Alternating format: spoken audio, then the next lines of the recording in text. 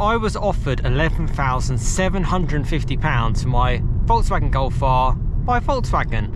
And yeah, and I'm going to go through in this video basically how I kind of feel about that, and yeah, what was the reason, why did I even ask for the price, and basically talk around that. So you join me in my 2017 Mark 7 Golf R, and if you're familiar and a long-term subscriber to the channel, you know I would have owned this car for 8 years now, over 8 years, and I've done 60,799 miles. This is an ex-demonstrator from up in Warrington, Manchester, and I picked up about 1,400 miles.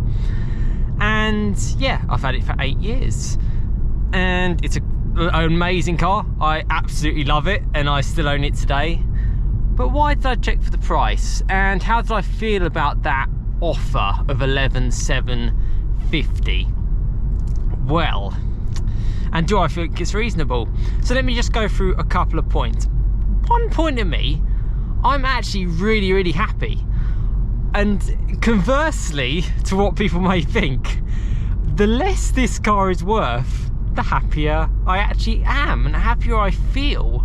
Because A, it gives me less reason to get rid of the car. If the car is worth a significant amount less, why part ways of it? It's a car, it has 4 wheels. This particular car has 4-wheel drive, it's fun to drive, it's super discreet in limestone grey, it costs less to insure if it's worth less, etc, etc. Yeah, it's less of a risk, I suppose, driving it around or having it parked in your driveway. So on that side I was like, yes. And also positively, I was like, the less this car is worth, the less other cars that I potentially aspire and maybe curious about owning in the future, say like the Mark 8.5 Golf R. And that's what brings me into it, because cars depreciate a lot more when they're newer. This car at 8 years old, it's not really going to lose as much money, and certainly as a percentage terms, if it's worth 11,750, which is what Volkswagen said, you know, how much really is it going to lose from then? And if it is, if it gets to a point where it's worth 0, then okay. So why did I check for the price? Have I sold the car for 11,750? All these things that you all know, well, by watching the rest of this video basically, because yeah, I don't know what's going to happen. Who knows? I'm in some of my favourite driving roads actually. It's very cold on this November day. My particular car being a 6-speed manual, 3-door, and I love the 3-door. I've been checking out some cars recently. A couple of, there's one at APS Specialists in Brackley, and they have a 3-door TCR, which I love. I love a 3-door. You can't get 3-doors anymore, so that's a big thing for me. Yeah, so why did I check for the price? So it was actually off the back of one of my videos which you've seen on the channel. I've shared a few videos of the Dolphin Grey Mark 8.5 Golf R, and it looked amazing. There was a black edition one and there was a non-black edition one. Probably on hindsight, I actually probably now prefer the black edition, maybe with Armanor wheels. And yeah, check that video out on my channel if you want to see a full walk around of that car. Yeah, 26,000 other people have as of me recording this date, so clearly it has some interest in it. That Dolphin Grey on a Golf R. But there was another Golf R. There was the non-black edition, and it was for sale at £39,990. And on the date that I'm filming this video in November, that's actually quite a good price, as that guy nearly just drives into the middle of the road, which is what it is. We're going to whack this into race mode because the car's warm enough, and I'm going to put the traction control off with the button. We'll knock it into third, and we'll just put our foot down a little bit, have a little bit of fun. This is a pre-OPF car. I think it sounds pretty good. And actually, genuinely, I'm not just saying this because this is my car, I prefer the steering on these than the newer cars. This doesn't have any like lane assists and motors and stuff.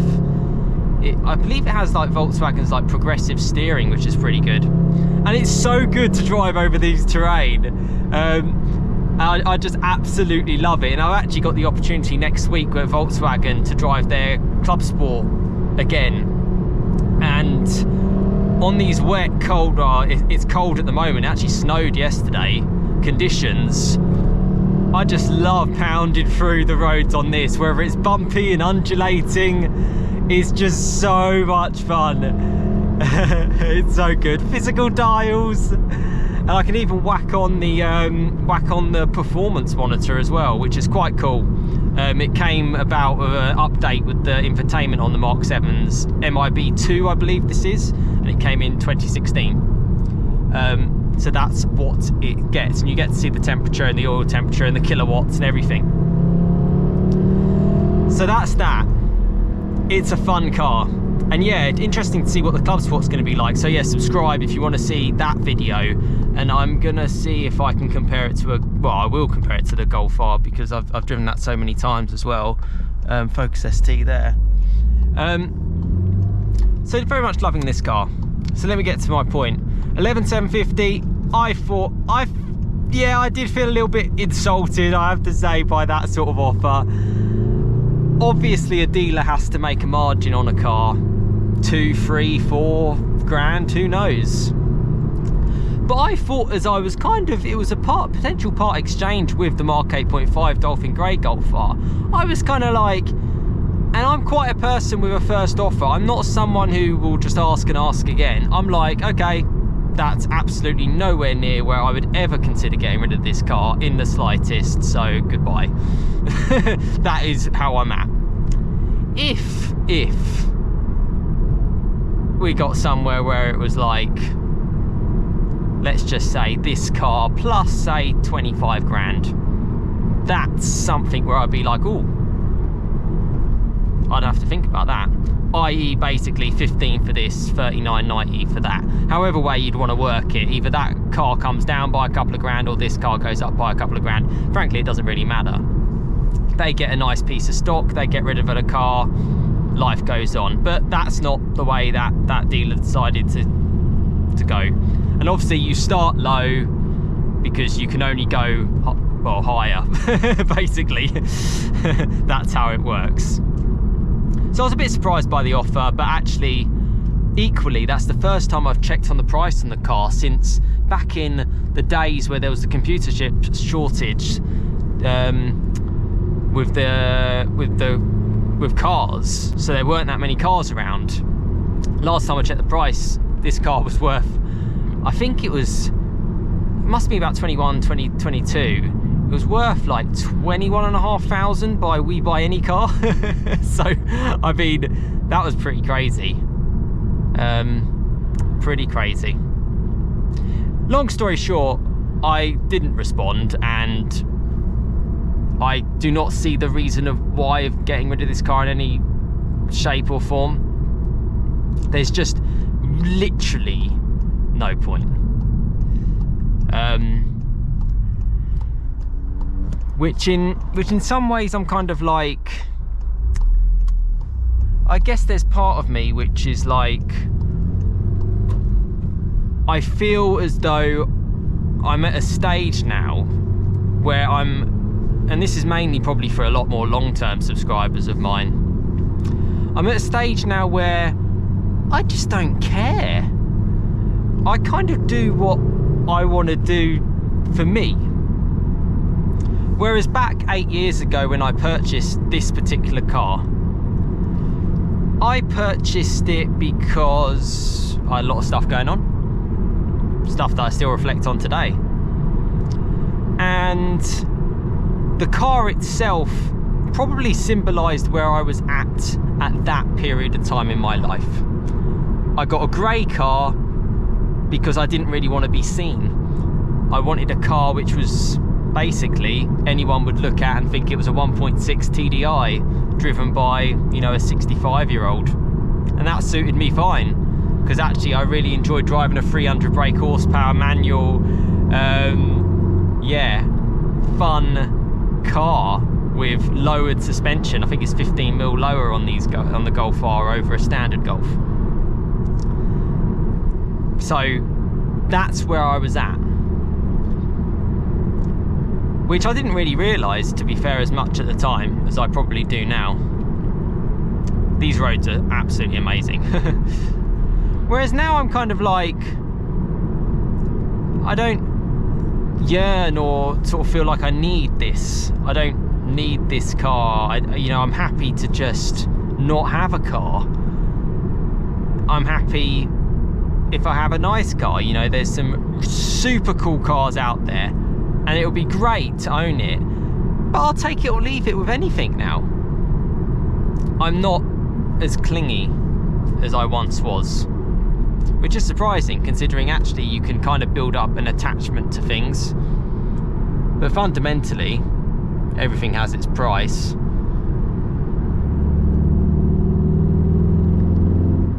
And yeah, I guess I'm just at a different stage in my life, and I guess I'm reflecting on quite a lot of things recently, because I love to show cars which are actually sort of like this kind of price point as well. I'm not saying this is a cheap car, even at that 11,750. For, you know, it's a 60,000 mile car at the end of the day. But you know, that's sort of like 20, 25, 30 grand less. I think that makes a really, really great proposition to kind of get into. The bigger stuff, the 50, 55 grand Golfs, oh, it's a tough pill to swallow. And I'm always happy to share it with you and to share that they are great cars. And if, you know, it's up to you whether or not you want to get it. You know, I'm not here to force or here to do anything more. It's your choice. But at the same point, if it was my 50 or 55 grand, I'd be looking at Porsche. That's kind of where I would be at. That's, well, yeah, exactly where I'd be at. And that's kind of where I've been thinking. I went to JZM and I checked out a few Porsches there, and I was like, you know what, that's a car where if you walked out and you'd spent, you know, £50,000, I've got to be careful along here because they've cut the hedges. So there's loads of sticks and twigs around. Classic reality roads. This is how it's at. Yeah, if I spent that sort of money, that's, for me personally, where I would want to go. I've never owned a Porsche. I've spoken about it all the time. I've driven loads of them.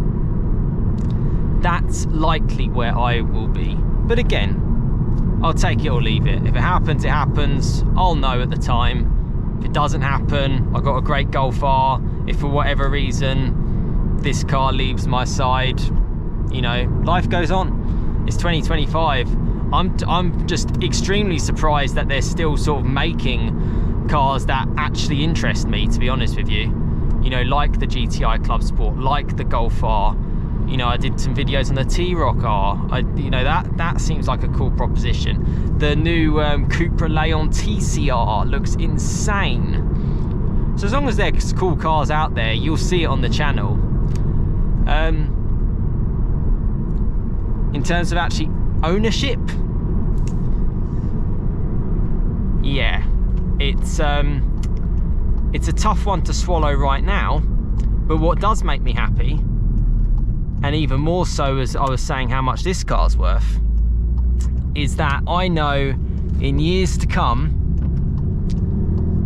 back, you know, even in coming up to 2030 times, you know, we're nearly in 2026 now, I know that those cars will be there on the used market to potentially get. I mean, imagine a Mark 8.5 Golf R Black Edition, Varman all wheels in Dolphin Grey in 4 years time, in 2030. Probably what, 30 grand? Maybe less? What a great car to have and to potentially get into and to look forward to in the future. Absolutely amazing. But those are just my kind of thoughts and my ramblings. I have to say also, weight comes into things. My 3-door manual Golf R is much lighter than the 8.5 Golf R's. And less is more, I would say. My car even has the Club Sport S drilled disc brakes from Volkswagen, so they weigh less. 3 doors is a less weight than 5 doors. And a manual is less than a DSG. Let me know what you think. 11,750. Do you think that's something where, yeah, how do you feel about that? I'm curious. And what's your reflections on this video today?